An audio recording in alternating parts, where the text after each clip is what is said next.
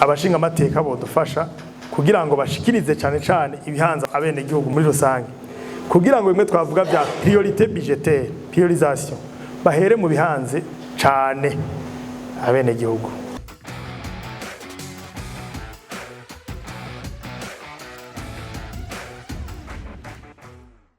Murakoze cyane. Ngerageje kwishura kuri ico kibazo cyanyu.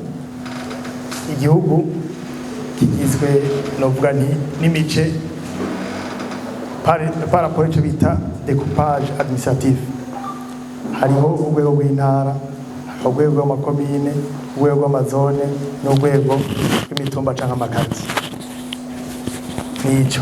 Hanyuma rero imigambi yose ikorwa izifatiye cyane kuri ivyo tuvuze.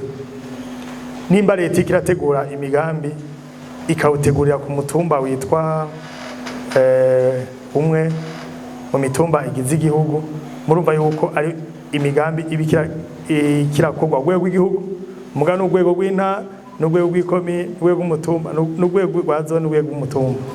Rero kuri ico nababwiye yuko mu gutegura integuro kuri byerekeye budget programme bafatira ku ntambamyi abantu bafise. Rero kubera abaduserukira ntitwogenda twese ko turi ngaha ngo tuje gushikiriza ibiduhanze, twaratoye inzego abo bita abashinga amateka n'abakenguza amateka, baraheza bagashikiriza ibihanza abene gihugu. Rero mu gufasha urwego rw'intara dufatiye ko bazovuga bati bariko barakorera muri commune nka Gitega na commune Bugendana na commune moyo hirya Bukirasazi n'iyindi. Rero novuga nti amafaranga ya leta ubwa mbere akora bacishije mu bushikiranganje ico bita le secteur ministère sectoriel.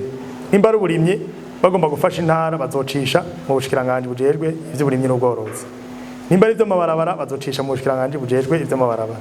Nimba ari ivy'amasoko ntanganguvu bazocisha mu bushikiranganje bujerwe ivyo. Rero buraheza kugira ico bita planification pluriannuelle. Mu myaka nk'itanu batizokora iki, mu myaka 5 bagaheza bakaza bati mu mwaka tuzogera turakora iki n'iki kugira ngo dushobore gukura mu ngorane bamwe bari ku mutumba munaka, commune naka, zone naka, intara naka. Rero novuga nti kuri intumbero shasha abashinga amateka bodufasha kugira ngo bashikirize cyane ibihanza abene gihugu muri rusange, kugira ngo bimwe twavuga bya priorité budgétaire, priorisation, bahere mu bihanze cyane abene gihugu.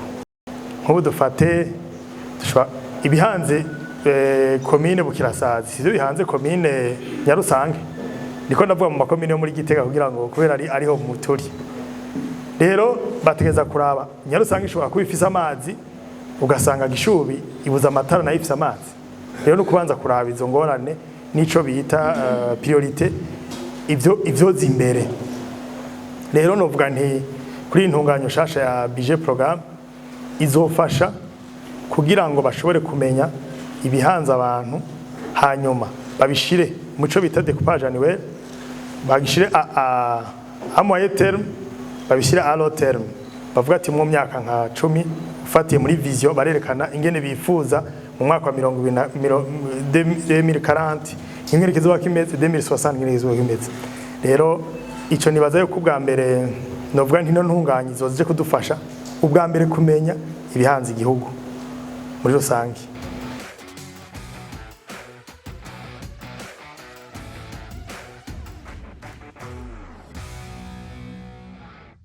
Itandukaniro ririho cyane kuko ubwa mbere commune iri mu entité décentralisée, irafise icyo bita conseil communal, irafise le budget annuel iba voté par le conseil communal, hanyuma ikaba exécuté ku rwego rw'ikomine.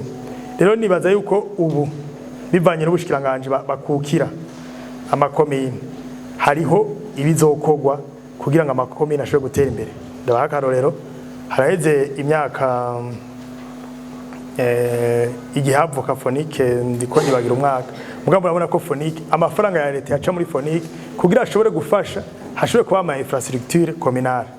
rero nibaza yuko muri budget programme bamaze kumenya ibihanze amakomine leta irashobora kwapuya ifatiye kuri bimwe bihanze abavuka komine canke aba mu komine kugira ngo bashobore gukuraho za ngorane ziriho.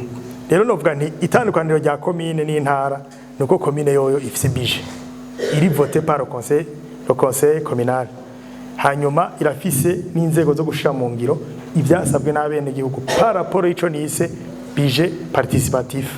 Kubera budget participatif abantu bategerezwa guterera ivyo bifuza bizoja muri bya twise PCDS.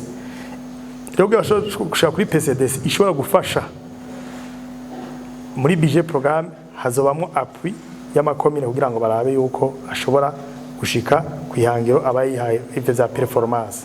Rero novuga nti amakomine dufatiye ku ntunganyo shasha yaragabanutse, yaragabanutse muga amazone murabona yuko asa nk'ayaduze gato, intara zaragabanutse.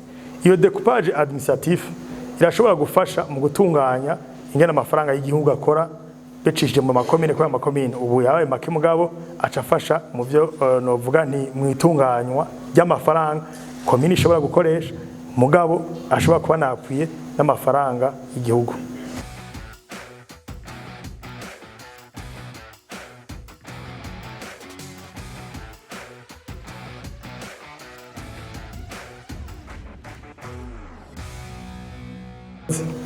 Burya iyi ntunganyo shasha novuga nti yo kwerekana ibikorwa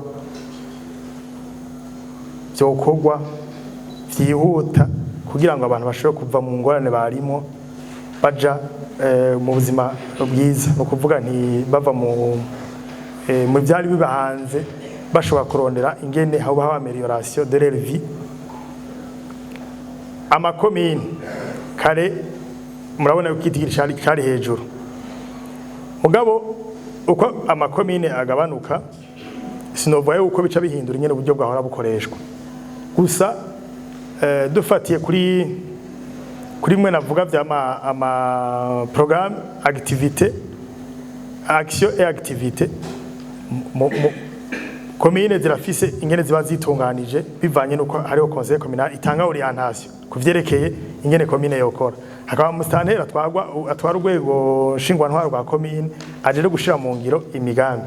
Rero novuga nti urwego rw'igihugu bimaze kuba amakomine ashobora kwiyarinya byateguwe kuri programme kugira nabo bashobore gushira mu ngiro amaprogramme bafise. Kurumva iyo ni politique nationale nta muntu ashobora kuyeshapa, twese tegeza kujamwo kugira ngo dushobore gutanga contribution par rapport iyo découpage dufise. Rero kwigabanuka ry'amakomine je novuga nti bizofasha cane sur la responsabilisation.